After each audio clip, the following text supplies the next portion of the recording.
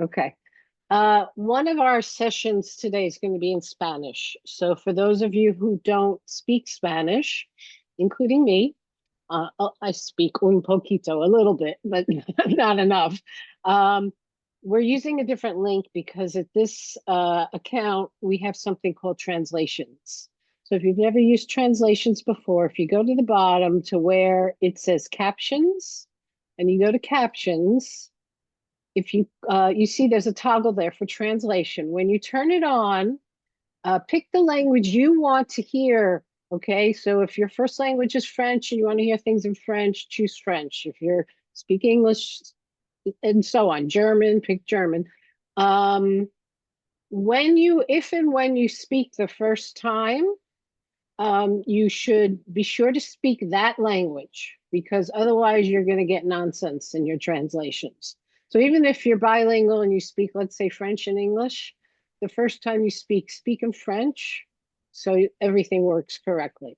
And hi, Ron. Good to see you. I remember you from years ago. So welcome.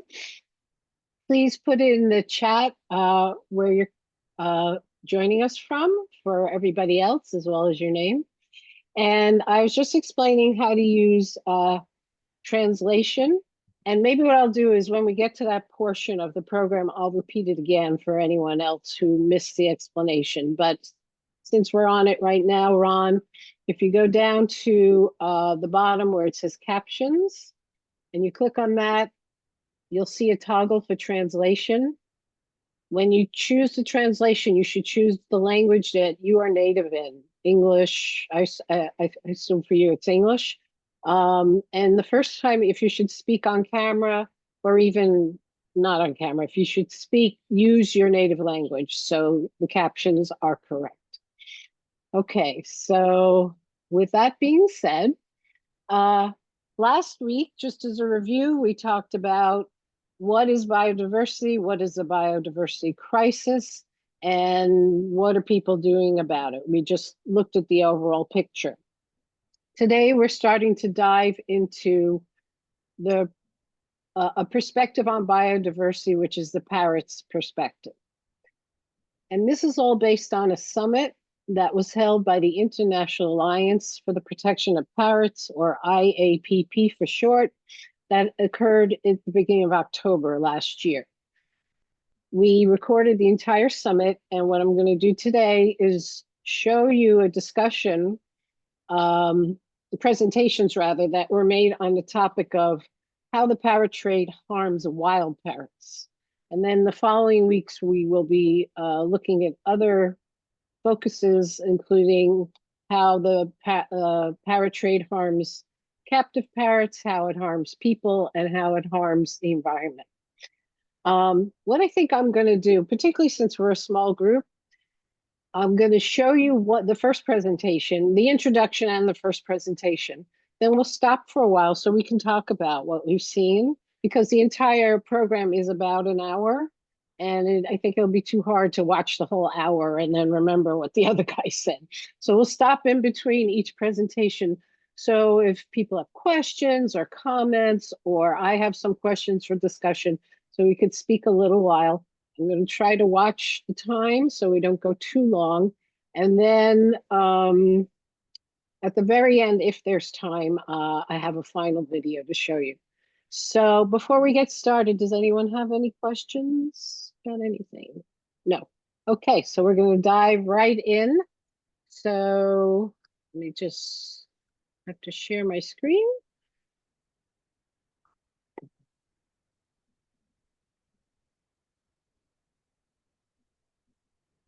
Okay. And let me make this full screen. And please write in the chat if you have any technical problems or anything like that. I'm going to put my chat down in the corner here so I can see it. All right, here we go. So this panel is about investigating the harm to wild parrots and how it's connected to other harms. All these harms we're going to hear, wow, they have common sources and they're interconnected. They're pervasive. They're hard to diminish. Doesn't matter whether the birds are captive or free flying or international domestic. We are one flock. We are one world. And so we're going to begin with what the trade does to wild birds, and everything from economics to capitalism to drug trade to our interconnection to the way we relate to birds. So we have several people who work with wild parrots around the world, and there are 4 of us. And I'd like to begin. We're going to begin with Juan Carlos Cantu from Mexico. We're going to put the bios in so you can read more about them. He is a leader, not just in Mexico, but around the world, and understanding about the harm of the pet trade and making great strides to decrease this. He is vital. He is vital to this movement. So Juan Carlos, thank you for sharing your work with us, and good luck sticking to 10 minutes. So my name is Juan Carlos Cantu. I'm the director of the ELIS AC. This is an NGO in Mexico, and I have been working on parrot illegal trade for decades now. So I'm going to talk to you about the mortality of this trade. Well, first of all, in Mexico, we have 22 species of parrots and macaw. 11 of these are endangered, 7 species are threatened, and 4 species are under special protection. That is, all 22 species are in some category of risk here in Mexico. And we find that 17 to 19 species are regularly traded illegally. And what's important here is that Mexicans, they cannot identify parrot species except for the 2 macaws and the yellow-headed parrot. And this is very important because of the way the illegal trade is done here in Mexico. Now, illegal trade in Mexico is done by bulk, not by species. That is, illegal traders don't seek out specific species. They're going to trap any species they can find. And basically, they're going to buy and sell the species by size, from the very large to the very small.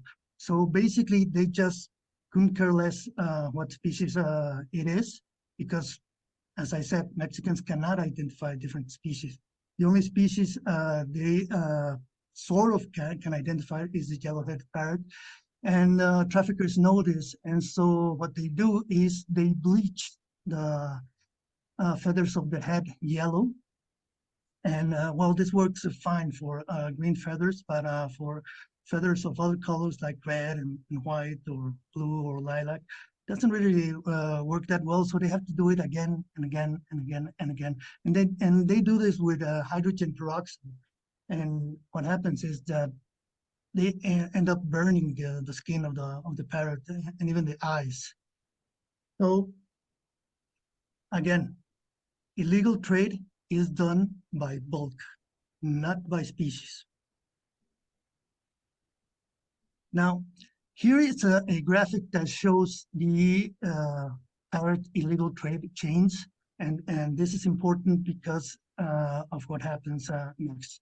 So we have different people acting in these chains. We have trappers, we have hoarders, we have national and regional distributors, we have consumers are part of the illegal trade chains. They are as guilty as any other trafficker. In fact, they are the main force behind the illegal trade. So for the different illegal chains, we have on the left the red chain, and this is the very simple chain where one trapper will sell the parrots into his community. So there's no middleman. Then we have the local chain where we have a hoarder working with several trappers, and the parrots are going to be sent to a local distributor and to different sellers and then to the consumers. Then we have the international chain where we get parrots from outside Mexico, from Central America, even from South America, and from, some of the parrots come from trappers in Mexico. And they don't go to a distributor, they go directly to the border of Mexico with the US, then they are smuggled into the US. And then we have the regional or national chain, and that's where we have many hoarders working on both sides of Mexico, on the Pacific side and in the Atlantic side. And they take their parrots to a national or regional distributor, who in turn will sell those parrots to local distributors, and then they will go to sellers and then to the consumers. Okay, so it's very important to understand that there are chains. There's a lot of people involved in some of the chains, and this is important for us to be able to understand the mortality. Okay, so this is the mortality that we estimated for the regional chain of illegal trade, and we ended up with an estimation of a 77% mortality before a parrot is sold to a buyer.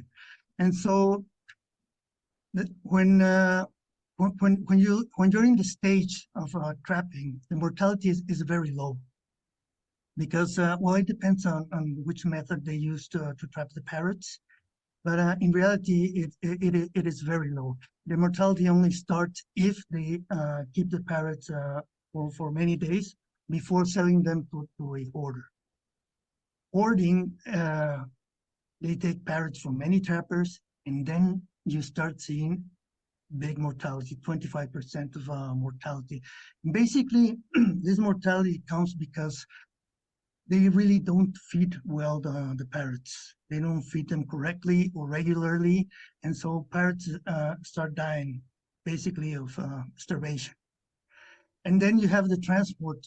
Now, Mexico is a very big country. It's the 14th largest country in the world. So transportation could take several days. And during transportation, parrots are not fed at all. They are crammed into small cages or cardboard boxes, and basically they're not fed, they're not cared for. So there's a huge mortality during this stage.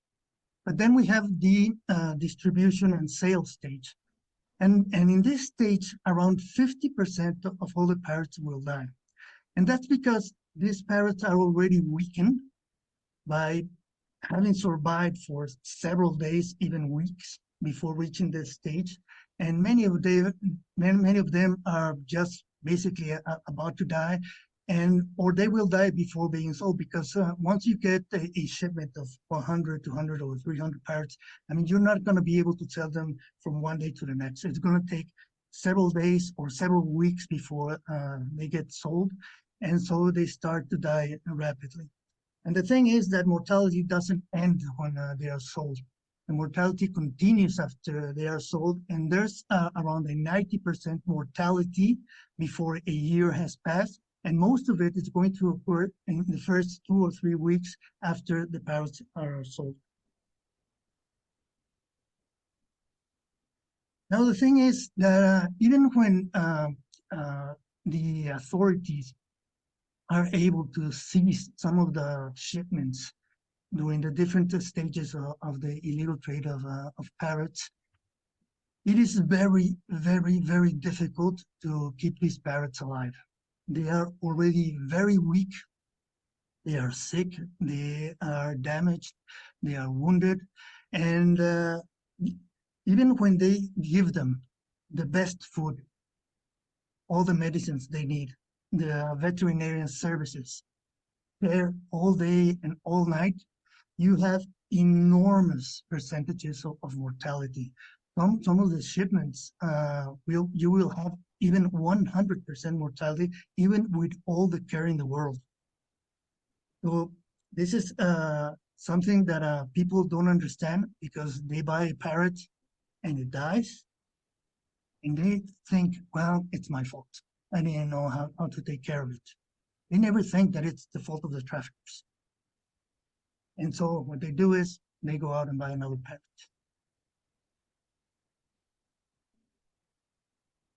Now for the numbers. In 2007, we did an in-depth investigation on the illegal trade of parrots in Mexico. And we came up that with an estimate that there were between 65,000 and 78,000 parrots being captured and traded illegally each year. This is a very conservative estimate. Some other estimates that were out there at the time, they said that it was around 100,000 parrots a year. So if you have a 77% mortality, that means that with between 50,000 and 60,000 parrots will die before reaching the hands of a customer. And that is that only between 14,000 and 18,000 parrots will eventually be sold to some people. But if you add to that the 90% mortality within 1 year, it means that another 13,000 to 16,000 parrots will die. And in total, it means that from 63,000 to 76,000 parrots are going to die each year. And that's a huge amount of animals dying because of the illegal trade. Now, the problem here is that a lot of people think that when they buy a parrot, they are saving it.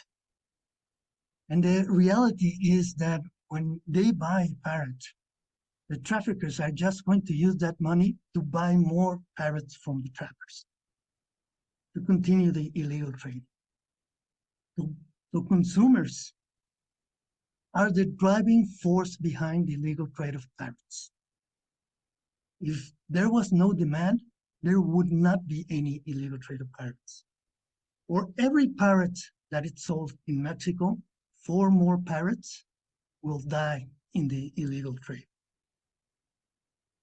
And that's something that people need to know, understand, and stop buying parrots. It doesn't matter the reason why you buy a parrot. You should never, ever, ever buy a wild parrot. And so these are some good news. In 2008, we were able to get a complete parrot trade ban in Mexico. And since 2008, we have seen the illegal trade of parrots decrease by 47%. And that means that since 2008, from 31,000 to 37,000 parrots are being saved each year. Right now, the amount of illegal trade is still incredibly high. It's between 34,000 to 41,000 parrots a year, but it's almost half of what it was. So there's a way to achieve this decrease in the illegal parrot trade, because a lot of people think that it is impossible to stop illegal trade of parrots. Well, it is not. You can do it, and we have done it. And one of the ways to do it, first and foremost, is, well, to change the law, ban all trade with parrots. In Mexico, we have banned not only the capture of and sale of parrots, but also captive breeding for commercial purposes is completely banned as well. All exports, all imports are banned. And so that makes it easy for environmental enforcement authorities to know which parrots are illegal and which are not. But that's not enough. You have to tell the people about it. So you have to work on demand reduction campaigns. And so we started these campaigns in 2009, right after the ban, working with the environmental enforcement agencies. And then we started working with a whole bunch of NGOs and universities and institutions and all kinds of people. And since then, we have created over 100 posters and comic books and children's books and coloring books. And we have distributed over 100,000 posters and all these materials all over Mexico. And then during the pandemic, we started working with social media and putting up all these posters in Facebook and in other platforms. And we were able to reach over 18 million people in just 3 years. And this is very important because the more people you can reach with your message, the more people you can start to convince about the problems parrots are facing about not buying parrots. And it works. It has to be done. It takes a long time to do it, but it has to be done. And this is basically the only thing that works. Trying to stop illegal trade by trying to stop traffickers, trappers, it doesn't work. It has never worked. It doesn't work with parrots. It doesn't work with any species of wildlife. Okay, well, that's the information I wanted to show you. Thank you very much. Now we're going to hear is, you know,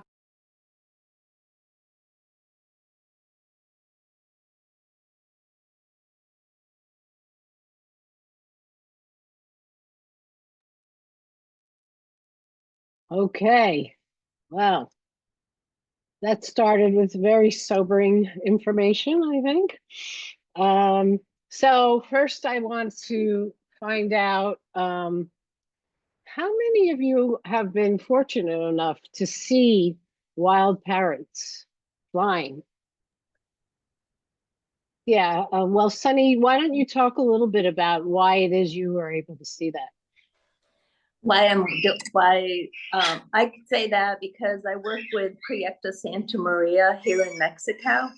And while just being in Mexico, there's parrots flying locally around. I don't see them so much right around where I live, but down in the city, there's whole flocks of parrots flying. Most of them are Amazon parrots, and we have the olive-throated parakeets. And so they're just free flying in flocks. And one of the projects that Proyecto Santa Maria is doing is we're monitoring, doing a citizen science where people are telling us where the flocks are and reporting in, so we can kind of know exactly where they are and how many they are. But when you come to Mexico, if you go to any of the ruins, often you'll see macaws flying. It depends what part of Mexico you go to. We don't have macaws naturally here, but you might see one that got away from somebody. And unfortunately, we also, when I traveled here 20 years ago, we came by car from Virginia, and driving through along the coast of Mexico, along the Gulf Coast, we saw a lot of people standing on the side of the street with parrots on sticks, selling them for like $20. And it's illegal, and it was illegal then. And we actually brought parrots that are not native to Mexico to live with us here. And we were stopped, and we had all the paperwork. We spent 2 years and a lot of money getting the paperwork to bring our personal parrots here. And we were stopped and detained for 13 days.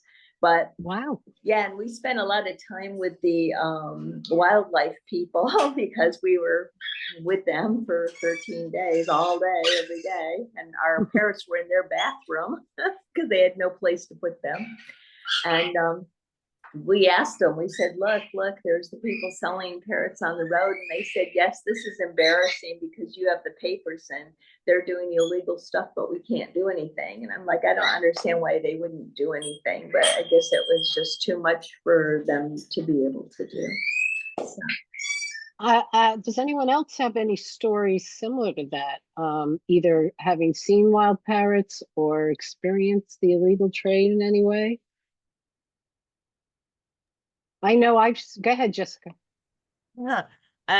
Yes, when I was 13 years old, I had the chance to trip over Ecuador, and we went to the Amazon. And I had the chance to see I think they were blue and gold macaws flying over the river. and probably green wings macaws. So yeah, but I was young, and parrots weren't my patient at that moment, but now I realize the chance that I had, and I wish I could go back and see them, but I'm not sure 20 years later if it's even possible. Um, and when I was maybe 20 years old, I went back to Ecuador, but not to the Amazon, to the cloud forest. And we saw little flocks of little parrots, but I'm not sure which species. But yes, and otherwise here in Quebec, we don't have non-native parrots. Maybe we could have the Carolina parakeet, which is our logo at Perroquet Nature, because maybe with the climate change and everything, we could see Carolina parakeet in Quebec if they weren't go extinct 100 years ago. Yeah, they were here in the United States too. They're Yes, also extinct here. Yeah. yes, east coast of United States, and maybe South Canada, maybe Ontario, but with the climate change, we can think they would go north, especially when there's storms or whatever. Sometimes we have birds that are native to the U.S., but with the storm, they come to Quebec, so maybe otherwise we don't have any non-native parrots flying around in Quebec. Yeah, the US does not have any native parrots either. We do have parrots that have been introduced one way or the other. In New York, we have Quaker parrots, also known as monk parakeets. But they're introduced. Mhm. Were you aware? I mean, those numbers that Juan Carlos mentioned are just staggering. Were you all aware of how big the impact of the illegal trade, even with the ban in Mexico? We're still talking about 30,000 birds a year. How big that is, the impact of the illegal trade on harming parrots in the wild. Yeah, that's very shocking, Yeah. especially in this light is of the fact that that ban is in place. right. I was wondering, is there particular area where these birds are coming through? Are they a couple questions here? Are they coming through mainly to the United States, or are they being shipped to other countries? Well, our experience we don't work in Mexico, but One Earth does work in 7 countries in the Americas, and most of the birds, it's illegal to bring in wild parrots from other countries into the U.S., even though, of course, there's probably black markets. But our experience is most of the birds that are being poached are not headed to the U.S., but they're headed to places like the Mideast, Asia, other places. I don't know. I don't know if you know, Pat, if many go to Europe or not. But not necessarily to US, but I'm sure that some do come to the US as well. So I think Juan Carlos's message that we have to stop the demand applies worldwide. And you'll learn more about that as we move on. Were there any other questions, or are we ready to move on to the next presentation? Oh, well, Pat just wrote in the chat, she works with confiscated chicks from Mexico. There are huge numbers coming into the US and transit through, but the inexpensive species are intended for US sales. See, I didn't know that. All right, so we're going to move on to the next presentation by Kurt Duches from the Wildlife Conservation Society. He's in Guatemala. So give me a second.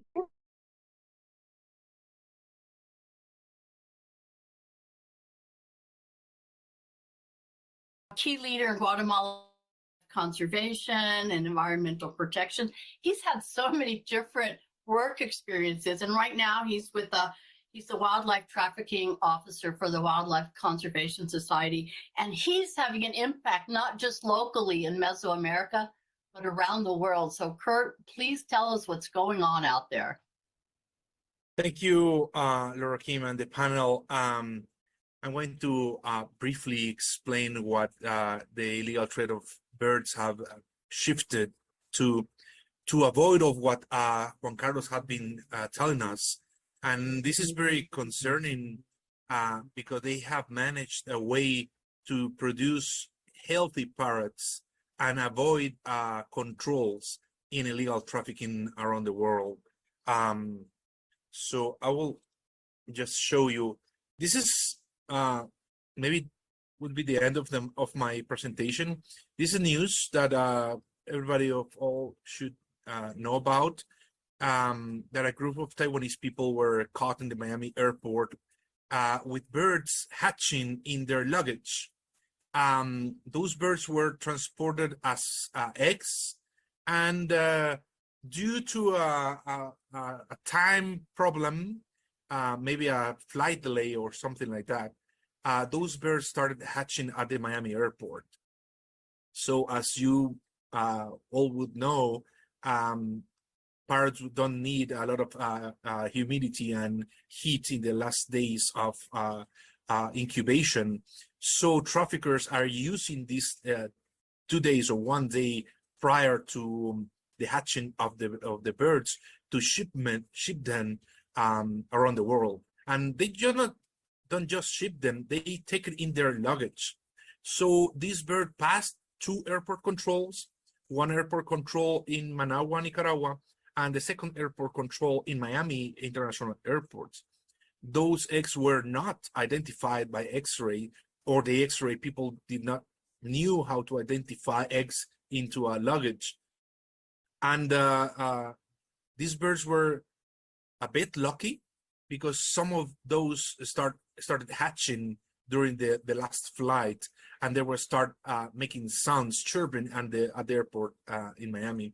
So the authorities got them, and they got a couple of the traders, but they only got two guys in the airport, and another 3 guys continued their trip. And the Fish and Wildlife Service know that these people were heading to Hong Kong. So 3 people with suitcases completed the trip to Hong Kong. And unfortunately, these 2 guys in Miami just got a very mild sentence of a month in jail and $100 fine for the whole shipment. So this started in 2018. This is when first information was arise, but this is a publication from a local authority in Nicaragua, and they were saying that Taiwanese or mestizo people were being asking for parrot eggs, and they were denouncing this publicly to the community in Nicaragua, asking people not to collaborate with these people that were buying eggs. I don't have here the comments on this publication, but the comments mostly from the community members were that they were paying people to collect the eggs, and they were paying good money, and the only thing that they could do is to ask for more money and let them do their job. And they had the support of government authorities in Nicaragua to do that. Even did they have a paper sign for them to collect these eggs.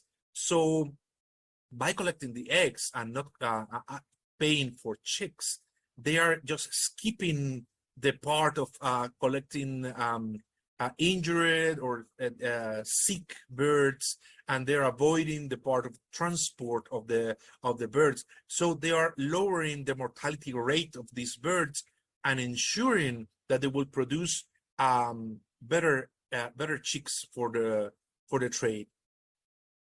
So this is a graphic of part of the investigation that has been done. The upper part is the Nicaragua network. In the center, you can see the primary suspects of the poaching scheme, and all the blue dots are one person that is linked to these Taiwanese people in Nicaragua. So they have a big network of people working with them, collaborating, and they know. And many of them are government people from Nicaragua, even police officers, local community leaders that are supporting this network and supporting the local community members to collect the eggs and just asking them to ask for more money.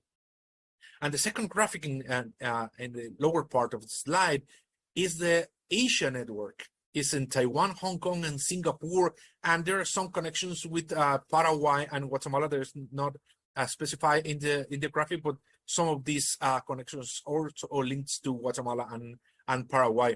So you can see that the main suspects in the graphic have connections in Asia, and most of these people in Asia belong to parrot networks. They call them flight parrot networks. It's people that join in parks to fly the parrots or fly the macaws, and they have rings, and they are legal in Taiwan, legal in Singapore. So these birds are being sold legally in Asia. They are being laundered in some part of the trade chain, and they are being sold as captive bred.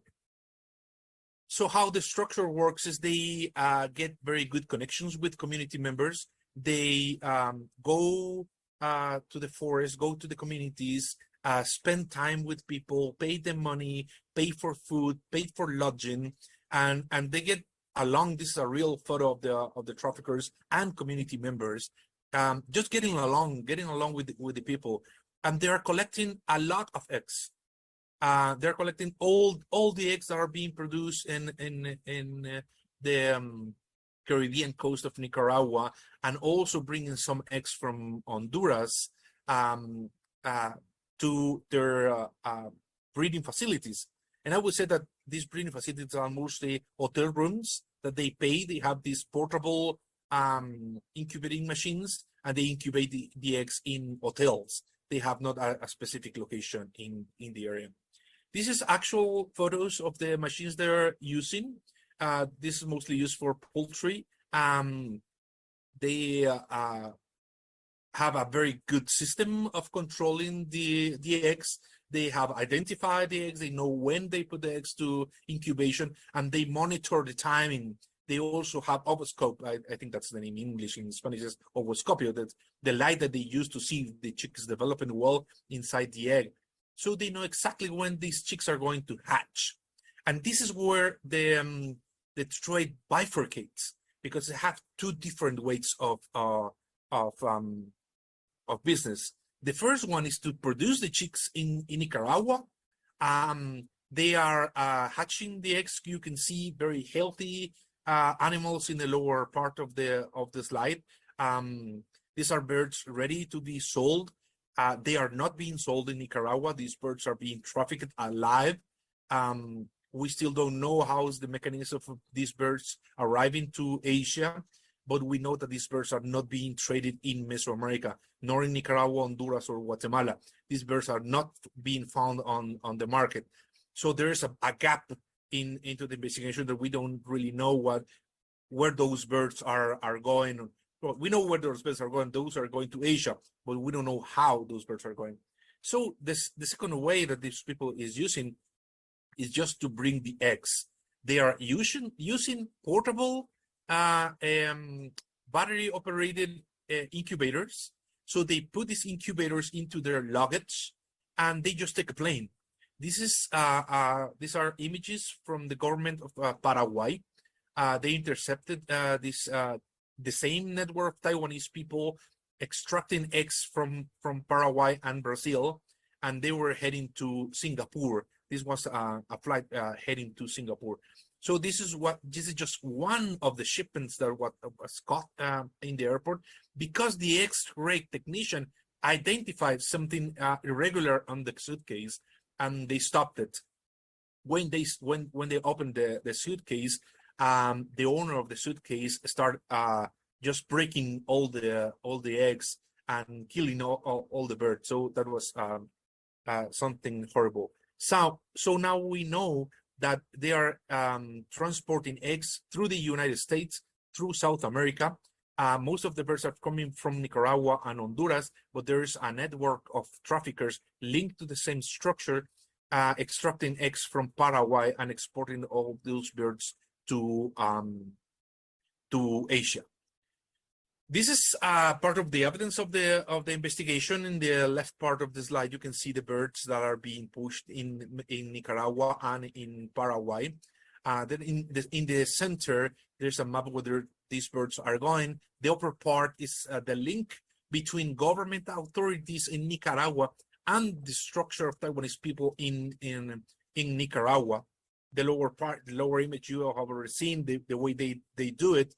And in the right part is the more concerning part, is that they are selling the birds publicly through WeChat. That's the communication mechanism and the selling mechanism they're using in Asia. And they are selling all different species of birds, not only parrots or macaws. They're also selling toucans from our countries. And this is the end of the parrots. This is just one image of the network. These people are part of the illegal trading network of birds, and they just belong to a community organization, a community group that flies their birds in public parks in Taiwan. This also happens in Singapore, and most of the people of these community groups think that the birds they are buying come from a legal breeding operation in Taiwan, but those birds are being laundered from Latin America, mostly Mesoamerica and Paraguay, to Taiwan, and are being sold as legal. So now you know how this structure is working. It's a constant threat. Some people have been done some jail time in Paraguay and in the US, but the main structure is still active. We know that these people have been in Guatemala asking for eggs, and in the southern part of Belize looking for yellow-headed parrots, also not just yellow-naped, but also yellow-headed parrots. And in Paraguay, they're asking mostly of macaws. So please be just aware of what's happening. And this is my last slide. Yeah. Thank you for your attention. Next up is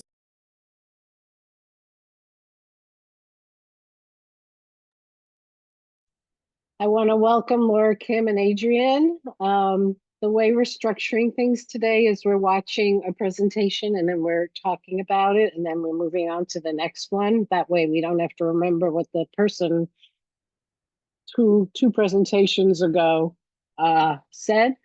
So if you build what we just saw on top of the first section, which was Adrienne, it was about the poaching of parrots in Mexico, how huge the numbers were, and how Mexico banned any trade in parrots, legal or illegal, and how it dropped the number of birds being poached by about 50%. Although there's still about 30,000 or so that are illegally trafficked down to Mexico, but it used to be closer to 75,000. But anyway, were you guys aware that people are poaching parrots by taking their eggs? And do you have any thoughts about this situation? Or, have you heard about this before?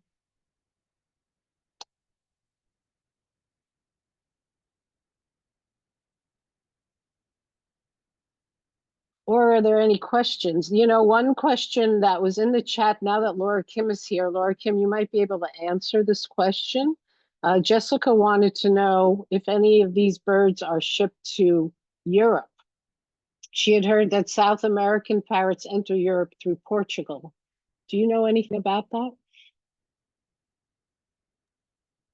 I'm not an expert on the European trade, but birds are still coming in illegally into Europe, just like they're still coming in illegally into the United States.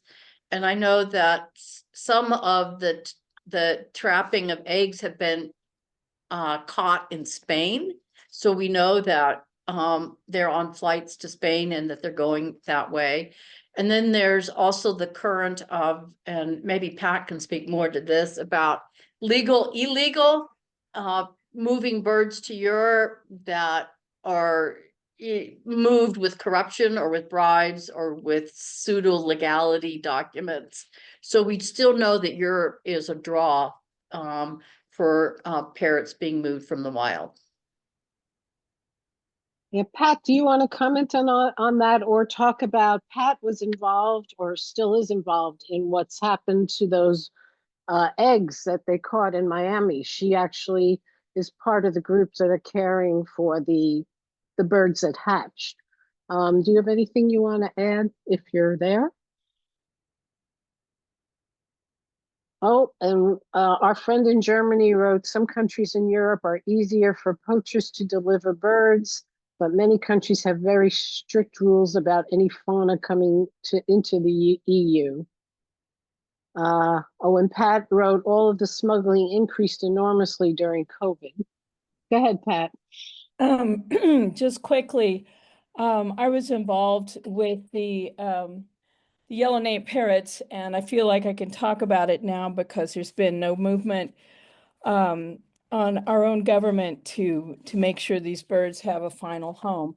So I was involved with them, and as was mentioned in the previous presentation, because they came in as eggs, the birds, the chicks, were actually in great health, very robust, beautiful birds. They're being kept as wild as possible in hopes that repatriation will eventually be possible for them. They're beautiful birds, and it's just such a terrible shame that they ended up in captivity. And I know through a lot of different sources that probably shouldn't be mentioned here, but there were hundreds and hundreds of eggs that particular season coming from a number of countries that may or may not have made it into care. And of course, hundreds and hundreds of more that made it to their destination. And it's a highly underrated method. I mean, an egg is the perfect way to transport a parrot. You know, it's the package that was made to keep a baby parrot alive. And I think it certainly opened my eyes to the egg trade. I knew that happened, but actually seeing the little victims of it made me dedicated to do what I can as a wild parrot veterinarian to help the victims of the trade.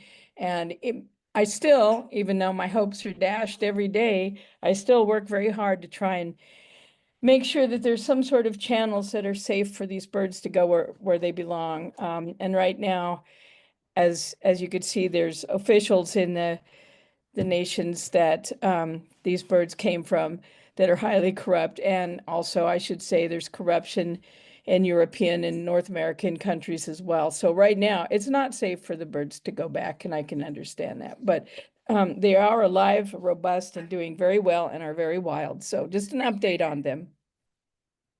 Yeah, and I just want to add, Laura Kim wrote in the chat that we lose so many parrot eggs from the wild in our projects in Honduras and Nicaragua. A lot of poachers just target the eggs. And we do have people working to try to protect nests, but it's a really, really tough battle, as Juan Carlos mentioned in his presentation. And repatriating birds is very complicated too, because not only do governments have to cooperate, but you have to think about things like disease, not introducing diseases into back into the country from wherever the birds are coming from, and it's just all so complicated. Maureen asked a question, are there any organizations in the Asian countries mentioned addressing this illegal trade of eggs, or are governments even attempting to address it, or is there too much corruption? And Laura Kim wrote, Kurt, who you just heard, works with an international group, including people from Asia, to address the parrot trade, including eggs. And Pat says there are actually some very progressive organizations in China, and Singapore has very active people as well. Okay, so I'm going to move on then to the next presentation, which is by Bonnie Zimmerman, who's with the Indonesian Parrot Project. So let me get back to, I lost my, okay, I don't know what I did with the, there it is. Okay. Oops. Oops, wait. Share my screen first.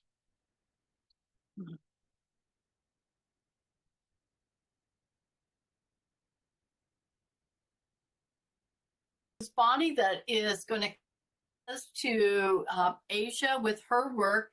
She started working with the Indonesia Parrot Project in 2003 and started in ecotourism, but went on to oversee so much project work, doing really important efforts there for the parrots in this part of the world during rehabilitation and release. And she also has a video coming up in our break time. So Bonnie, thank you and welcome. Please tell us what's going on there. All right. I want to talk today about a lot of things. What Juan was just talking about with this new situation, holy crap, blowed my mind. We'd like to talk about the situation, assess the problems, and try to find open minds towards how we can make solutions, because that's very, very important. It's super important, and I'm really proud of everybody to put the summit together because it's really well needed. Okay, next.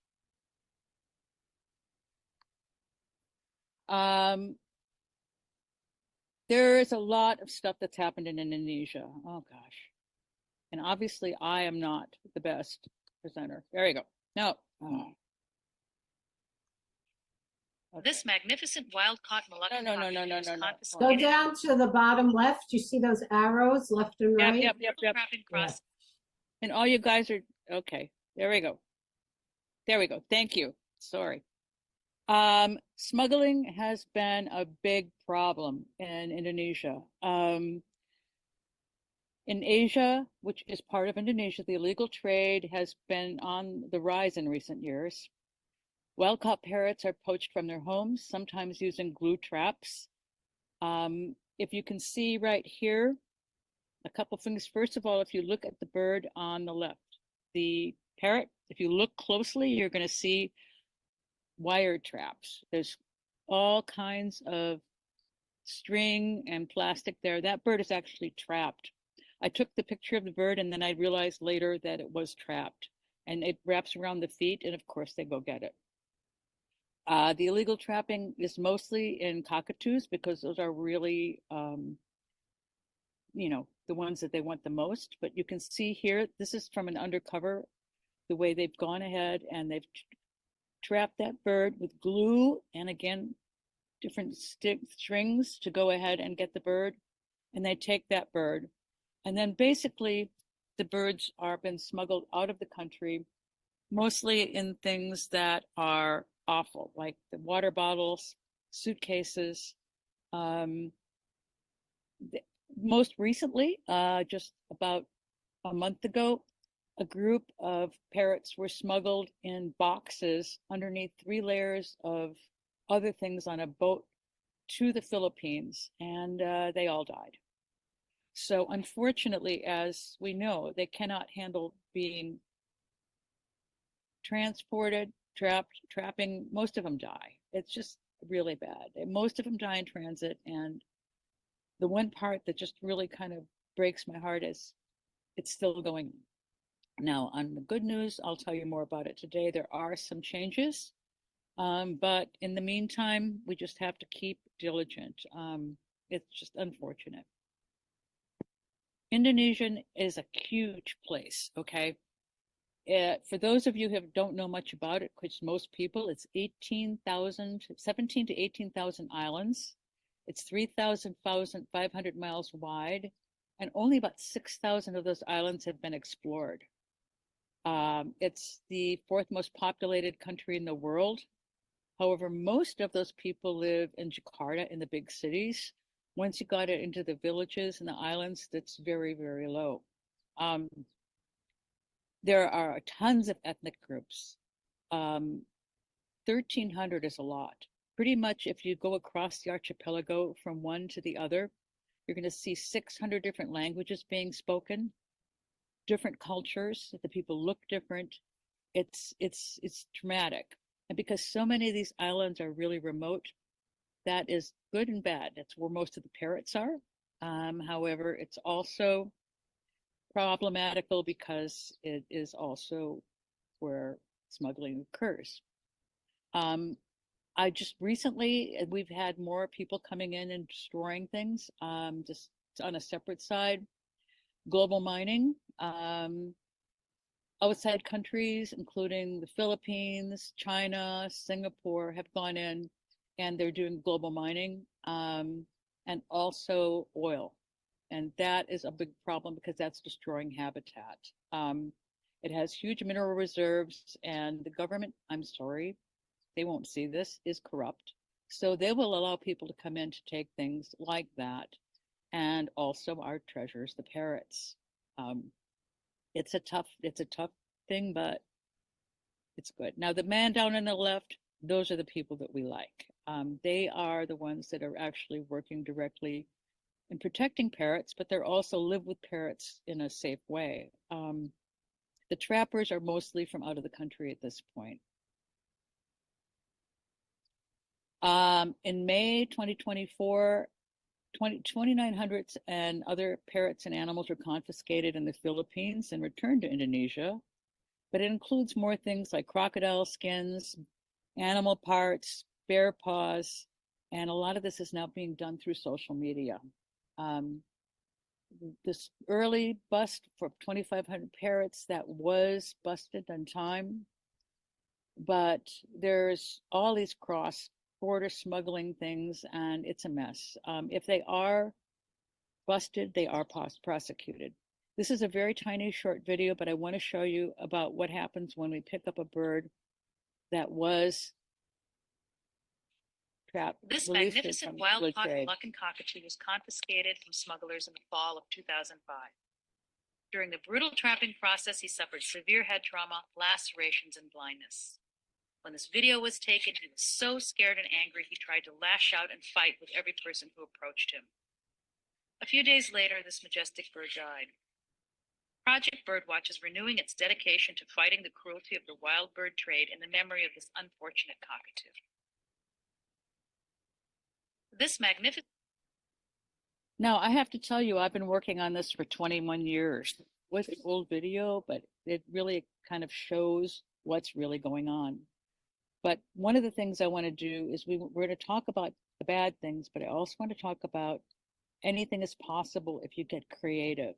And that's one of the things that's super important, because if you can get creative and work directly at the right level with people, you can make a difference. If you see the picture on the right, that's a young woman. These are headhunters, former headhunters, and their bird that they adore above everything else is the Moluccan cockatoo. So this is a success story, and I'm going to tell you a little bit about it. This is a really crazy place. This village is in the middle of nowhere. There are only two villages side by side. The people are also on the verge of extinction because they're headhunters, and even though they no longer kill people, no one wants them. They normally would travel around and move from place to place into the forest, but because no one wants them, they will not allow them to move. So they've been in the same place for 20 years. They're dying out. They don't speak English. They don't speak Indonesian. They have their own language. They have their own culture. And one of the things really involves Moluccan cockatoos. Now, originally, they trapped the Moluccan cockatoo for several reasons. Number one, when the crest goes up and down, it's pink. It's the image of a phallus. So that's a sign of manhood. That's hard to believe, but it's absolutely true. And at that point, they would catch the cockatoo, kill it, and eat it, because that was going to give the men more strength, and they would give it to the young men. They also started using the feathers. So we went and visited this village. It's very remote. You can see down below here, it's pretty scary looking. It looks more like Africa.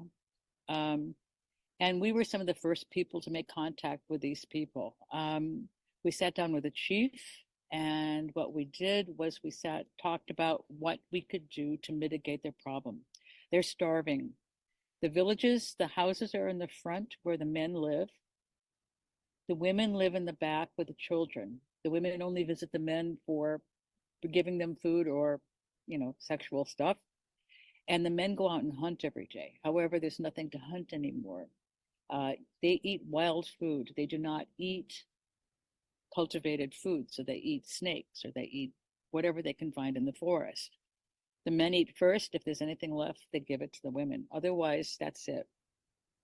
And because of this, and because of they're remote, they are dying out. Ultimately, they are going to be as extinct as some of the birds, but it's what it is. There's nothing we can do about it. We have made a communication with them, and we did make some changes, which are really pretty awesome. Best solution is we talked to these people. We said, what do you want? We made a deal that they would no longer kill the cockatoos as long as we gave them the molted feathers. The boys they would kill a bird just in order to basically have that boy in his coming of age. So by agreeing to send him the molted feathers, they stopped trapping. That was pretty fast.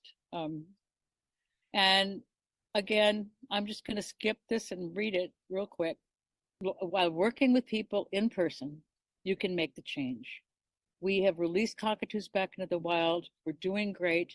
However, the problem is still there, and we have to continue fighting it.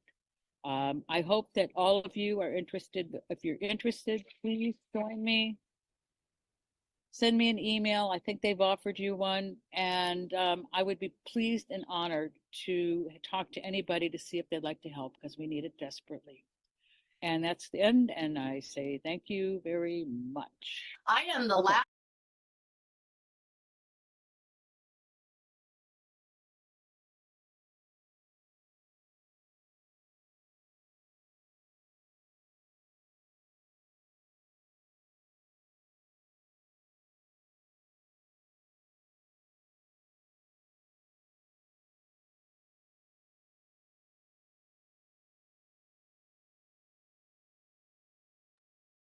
Sorry, it took me a while to find the stop share button.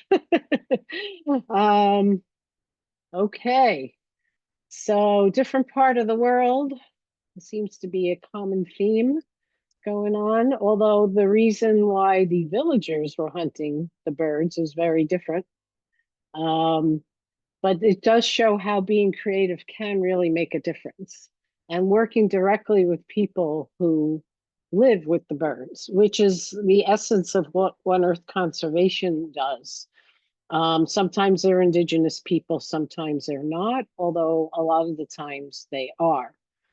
Are there any questions about this video or anything you'd like to comment on?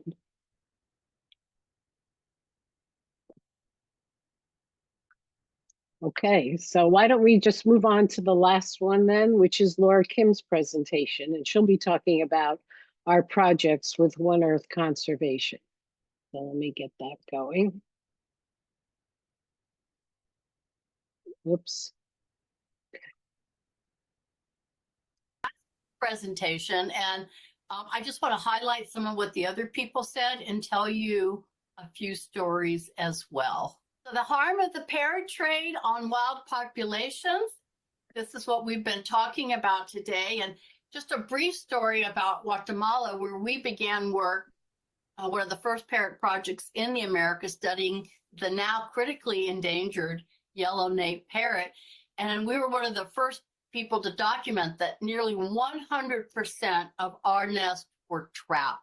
In these days, it was legal to sell them to most countries in the world, though it was illegal to take them out of Guatemala. But our wild parrot work showed that we had nearly 100% of the nests were taken, unless they were with bees or really dangerous trees. You can look at this graph and see how the bird population has decreased. This is just one area, one tree where they spent the night where we counted them, and now there are none. So where we had maybe 50,000 yellow-naped parrots there in the 80s, We now have 400 or 500 left in Guatemala. This is not just the story of Guatemala. This is the story the world over. We are losing our parrots. They've moved from being abundant to critically endangered. So the populations are in trouble, and over 50% of them are in some endangered status level, and their populations are decreasing. And these are just the ones that we know about. The macaws have been gone from southern Guatemala for 70, 80 years. And the yellow nape parrots are almost gone. And then they start working on the parakeets to go next. This trade has been going on a long time, decades and decades, but it goes back. Here's some pictures from South America where parrots were moved over here from the Atlantic forest over the Andes into the other side of the Andes where they don't belong, but the remains of the birds were interred there, and the birds showed skeletal problems, nutritional problems, feathers repeatedly pulled, beaks that had been cut. These birds had suffered being in the trade thousands of years ago, and this trade was also in Central America and North America and Mexico, where they had breeding populations. They sacrificed the birds to the gods. And you can see from this pottery piece, the birds have all their feathers pulled out because they kept pulling the feathers out because they were worth nearly as much as jade. There was a huge trade in this. And then we step up the trade when we talk about Europeans having contact with the Americas and many other countries. On Columbus's first trip back from the Caribbean, on his first trip there, he took back enslaved people, and he took back 3 Hispaniolan parrots. So we start getting this very international pressure, and then all of a sudden you see pictures of parrots showing up in, not pictures, but paintings of in Europe, because it became the thing to do. And as Juan Carlos and Kurt have talked about, the trafficking persists and it gets complicated. This was 250 eggs that were captured in Panama this year coming out of Nicaragua, as Kurt was saying. And a recent report from the World Wildlife Crime Report says there are some success stories, but basically we're not stopping trafficking. Our project has gotten a lot of money, not a lot, but some, from trying to stop trafficking, and basically it's not working. And this is why people are emphasizing the demand. And I saw in the chat from Rowan, this is just great, that the demand isn't the only solution. It's multifaceted because we need transformation in so many ways. And I really want to point out this idea of legal and illegal components. A lot of people drop the distinction because the demand is on both sides, and one often covers the other. We have projects in Guyana and Suriname and in Brazil, and we have documented birds illegally moving from Brazil into Guyana and Suriname and back and forth. Guyana and Suriname are the last 2 countries in the Americas where it's legal to export. The thing is, not only is it legal and it's hurting the populations with acceptable quotas by the international community, they're going illegally all over the world. And this is why when we talk about demand, we don't often talk about whether it's legal or legal components, but people are trying. Here in Suriname, we're working with an indigenous village to choose to be parrot conservationists instead of making some income from trapping, because it's dangerous for them to climb those trees. They want more dependable income. And not only are we helping save the parrots by supporting them, it is livelihoods and income. Our field director there is a woman, and she said, I never had work before, and now I'm leading my community and earning money for my family. So the transformation in parrot conservation happens at so many levels. And I told her about the parrot crisis and how many birds fill up our sanctuaries and how many die. And she said, but some live and some can still fly. And I said, yes. And she said, well, then they should come home. And they should have never left their home. Families should remain intact, human families and parrot families. This is a family of red and green macaws in Paraguay, flying free in the backyard. Look how excited the children are. And so we're trying to put families together across the generations, because the trade disrupts families. And I want to tell you the story of Rosa here, a confiscated in Honduras, scarlet macaw. As you can see, she's really young, and the government doesn't really have the resources to take care of them.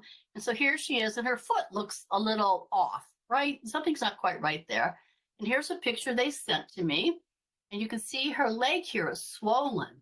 It is broken, and there's no veterinarian, no bandage, no splint, nothing to help her. She has to deal with it, no pain medication. And when I examined her when she was almost a year old, not only had this leg been broken, but this leg, this wing, and this wing. How did that happen? Well, in Honduras, they nest in pine trees, and if they're too dangerous to climb or they don't have the equipment, they just cut them or burn them down. And whatever injuries the birds have, they have to deal with their own, and many of them die. So in our rescue groups in Honduras, we see lots of birds with broken wings. Here she is at 9 months of age. She's sad. She's desperately thin. She has pneumonia. She has parasites. Her feathers are in terrible condition. And she did not quit crying all night long.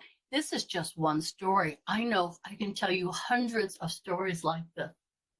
So we worked with the indigenous community to bring her back to health. I thought she would die, but they took care of her. Here she is at almost 2 years of age, looking a little sharper.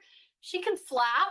She can't really walk. You can see her perched here. She has to pull herself along, cannot fly with the other liberated birds, but she's an ambassador, and she greets them and takes care of them at the rescue center.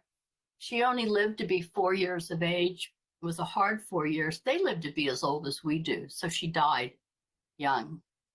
Juan Carlos already talked about the significant loss of death. We see this in our projects too, of birds that enter the trade. And we also see that where there's low parrot welfare and decreasing populations, it's often tied to low well-being of the people. You know, how can you do parrot conservation in the midst of so many challenges and so many of our governments? And this is going to be talked about tomorrow, but I want to bring up that part of the harm that happens to our parrots and our populations happens to our own heart, and lose their own lives. Pedro was a friend of mine, and he died trying to protect the yellow-nape parrot nest, which the people took anyway, and those people have not been convicted. They are free. And in our other project in Honduras, our project manager, Santiago Lacuz, this is our project truck. You can see how it's had been impacted by bullets. They tried to kill him and his son. They survived because people want to stop the trade. They want to take the forest. But these people are fierce, and they're putting their lives at risk so that we can all have scarlet macaws, that the Central American scarlet macaw that's critically endangered. They're also working with the great green macaw in the forested area of La Mosquitia, where the drug trade, the illegal land grabbers are fierce there. They kill people there. But this indigenous group is there trying to protect the birds, to make the first indigenous parrot sanctuary in the world. And their lives are intermixed with such beauty and violence. This military officer has to accompany the people when they go into the forest. He's with a free-flying bird that was liberated. And look how beauty and violence come together.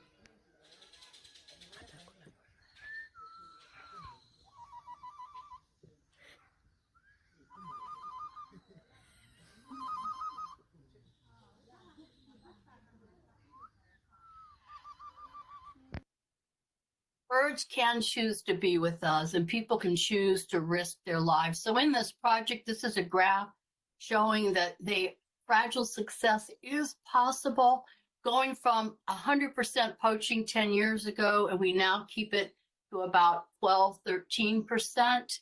And I'm not showing you how many nests they're monitoring. This is the blue line, because I believe there's even people here that are scouting us out to know where to send in their buyers to buy their birds. So fragile success is possible, and there's much we can do to improve conservation outcomes. Look at all the different areas a conservation plan has to work on. But as we've already heard, we are having limited success. It's fragile, it's dangerous, and there's so much more we can do. Whereas, as I emphasized in the keynote, we need to change everything, our relation to the birds and to other people, so we take care of them, we reduce the demand, we don't put birds in cages, and we have to change the economics of our world.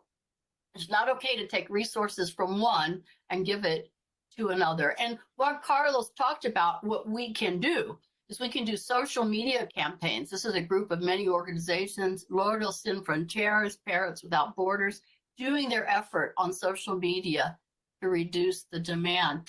Let us not let these birds go silently into the dark and into the lights. Let us be fierce. Let us not be gentle, and let us stop the trade, stop the demand, and no more birds in cages. And let's be in conjunction and in solidarity with the people around the world.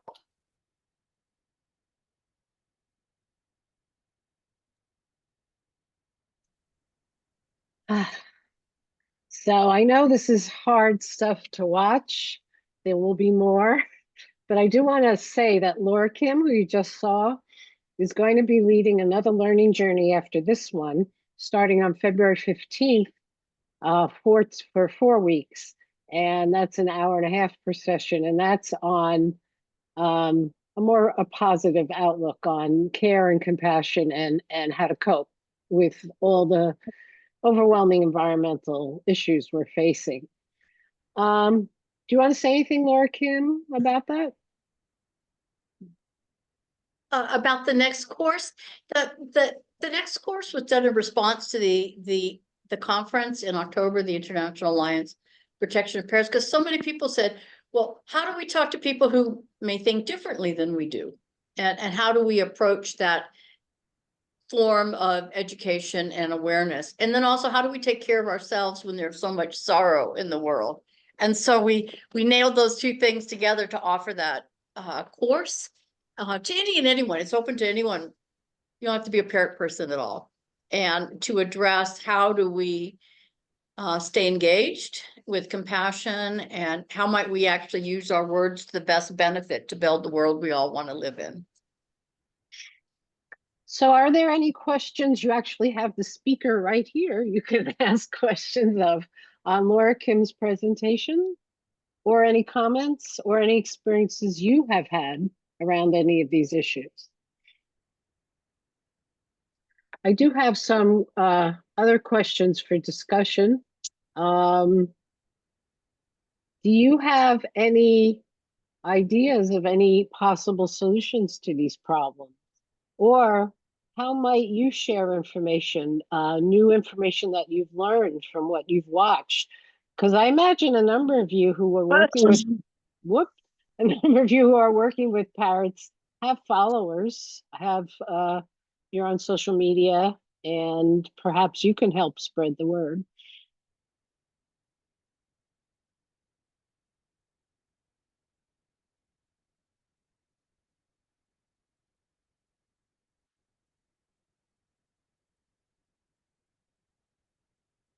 Do you have any stories yourself, especially those who are working with rescued parrots, about what has happened to some of the birds that you are taking care of, and how are they doing?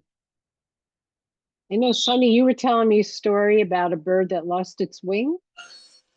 Oh yeah, we got a call to rescue a olive-throated parakeet, which is native to our state in the Yucatan. And it actually turned out it was with a flock just a block from my house.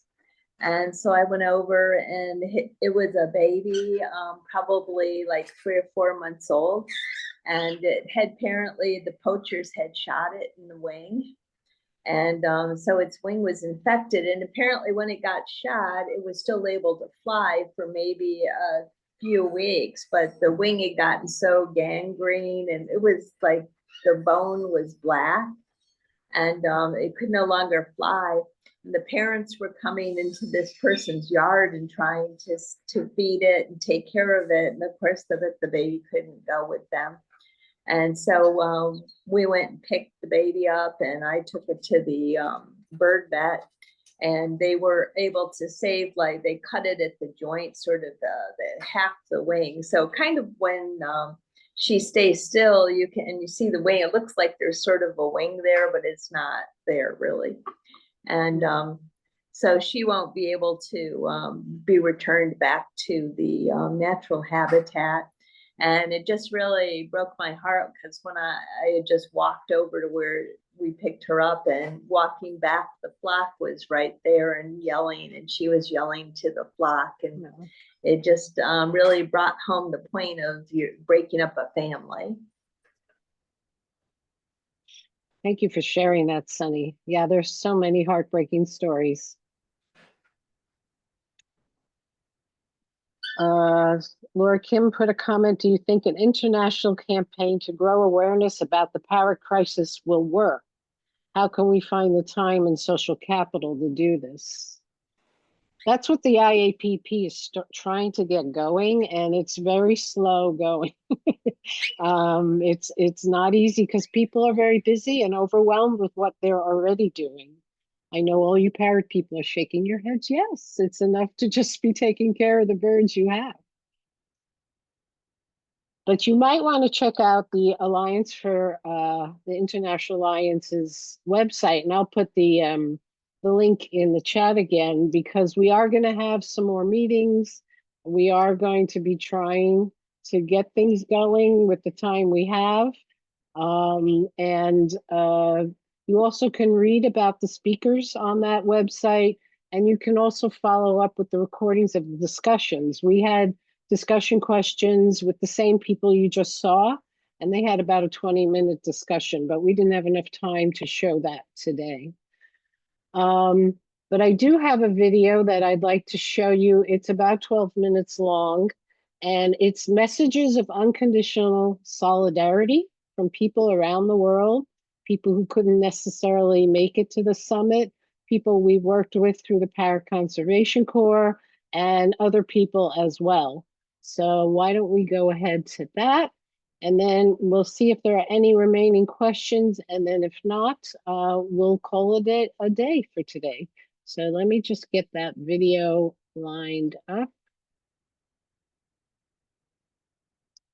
Okay, and I will share the screen.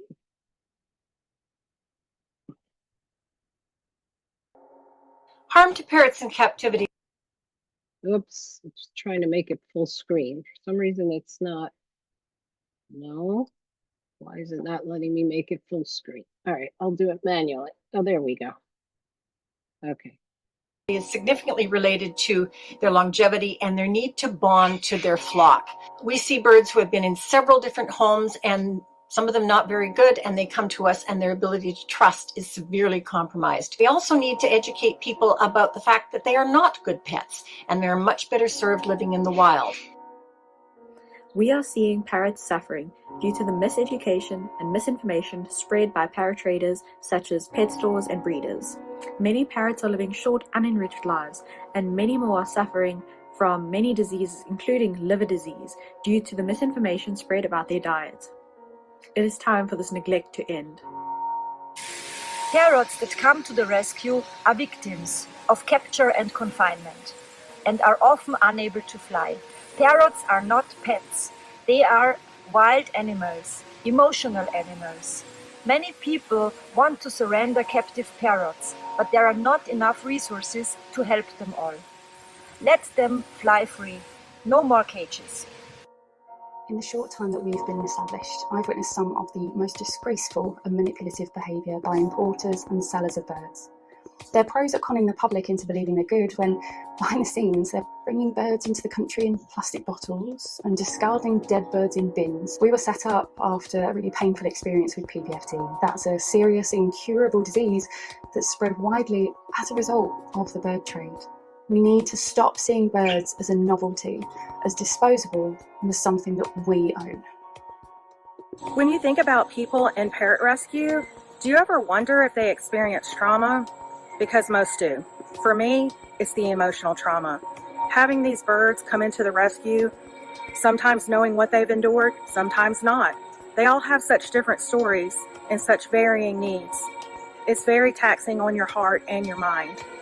Please stop the trade. Please stop the demand.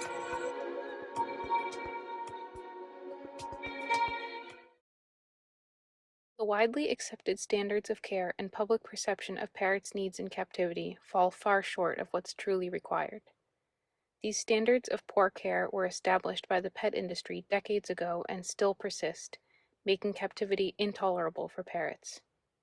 Parrot owners rely heavily on cages, often housing birds in cages that are marketed for their species, but in reality are far too small. Many of the birds we rescue have not been allowed out of their cage in decades.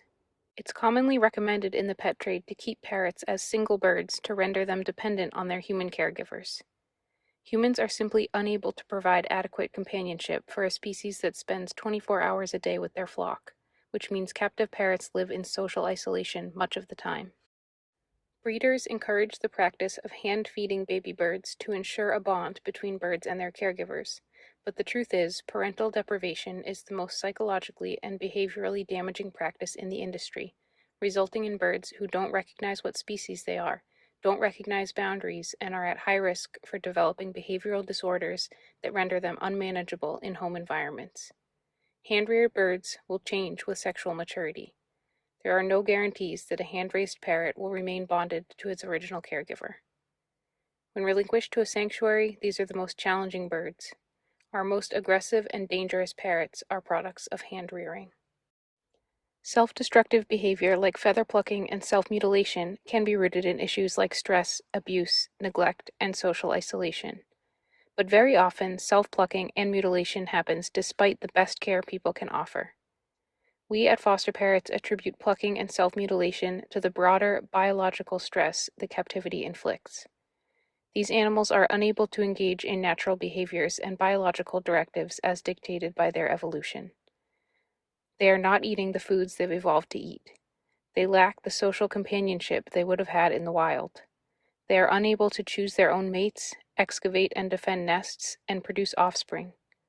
Most importantly, they are not flying. Every cell in a parrot's body was engineered for flight, but they are not flying, and the damage manifests in obesity, fatty tumors, heart, liver, and reproductive diseases.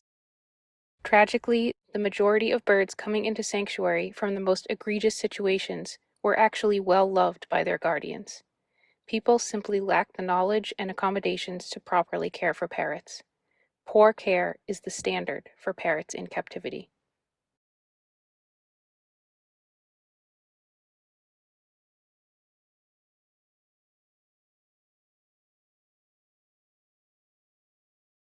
Hi everyone, my name is Ninin Benedicta and I am a PhD student in Cameroon, studying the African grey parrots and their natural habitats. Over the course of my studies, I have been amazed by the parrots, watching them fly in their natural habitats, watching them interact with one another and with other species, as well as with their habitats. But these parrots suffer from poaching. Some are being captured and sold as pets, while others are being killed for their body parts or to be consumed as a source of protein. But as Sir David Attenborough said, and I quote, "Saving the planet is now a communication challenge." I believe if we want to put an end to the pet trade, we need to carry out non-stop sensitization on the importance of parrots in their natural habitats and what will happen if these parrots get extinct from their natural habitats. And I believe if we can be able to convince one person to stop poaching, that will be the first step to stopping the pet trade.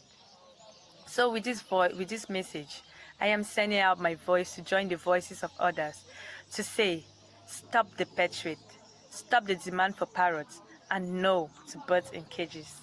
Thank you.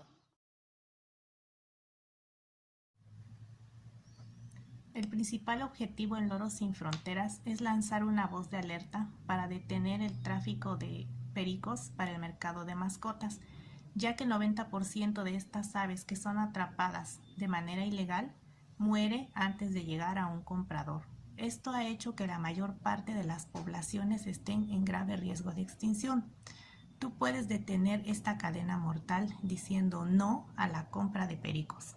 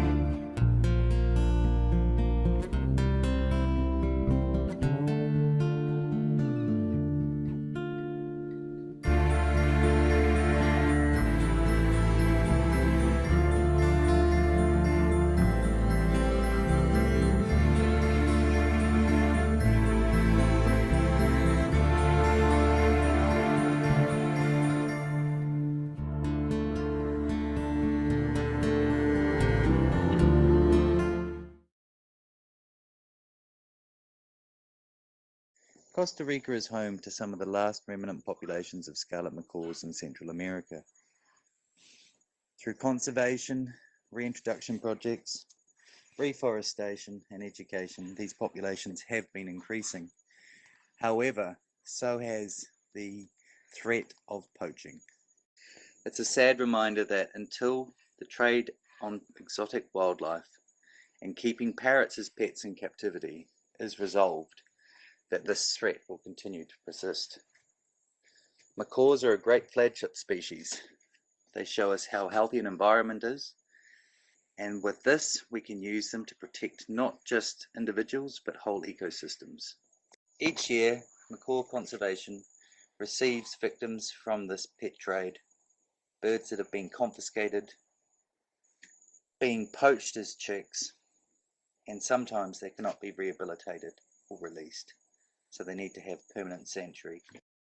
Over the past 2 decades, Costa Rica has made great progress by linking fragmented populations of scarlet macaws through reintroduction projects, conservation, artificial nesting, and reforestation and education. However, until the major issue is fixed, which is ending the trade in parrots and no more birds in cages, this problem will continue to exist. So we really need to work together to stop this trade, stop parrots being kept as pets, and to bring awareness to people all around the world and empathy for these animals that are being kept illegally when they should be out flying free.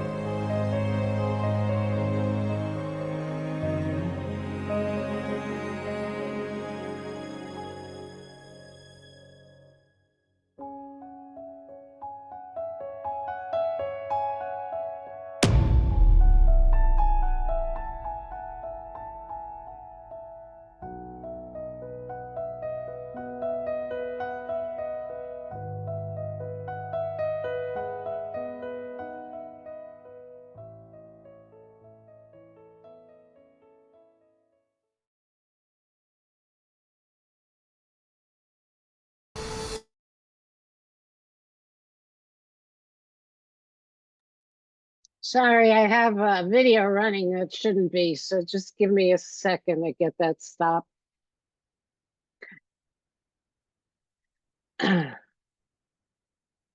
Okay. Thank you all for being here, for learning more about this. One thing I want to add to what was said, and you may hear it elsewhere, is that, you know, parrots exist in the wild on 5 continents. So unlike other types of animals, let's say, and believe me, I care about these animals too, elephants, tigers, they're only maybe live on 1 or 2 continents.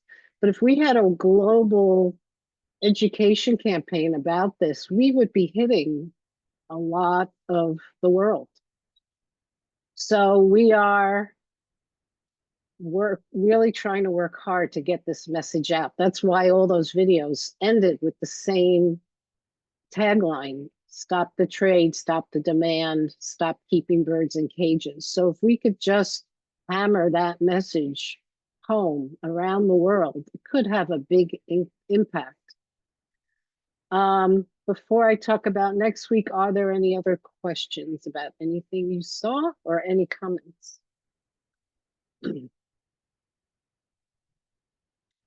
Okay, so next week we're going to be focusing, and you got a taste of this already in this last video, on the harm to parrot, the harm caused by the trade in parrots to parrots in captivity.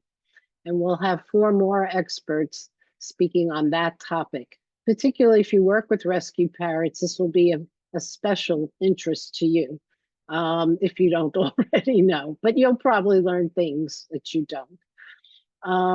I will be posting the link to this recording in the comments under today's event, so you want to look for the one specifically for today.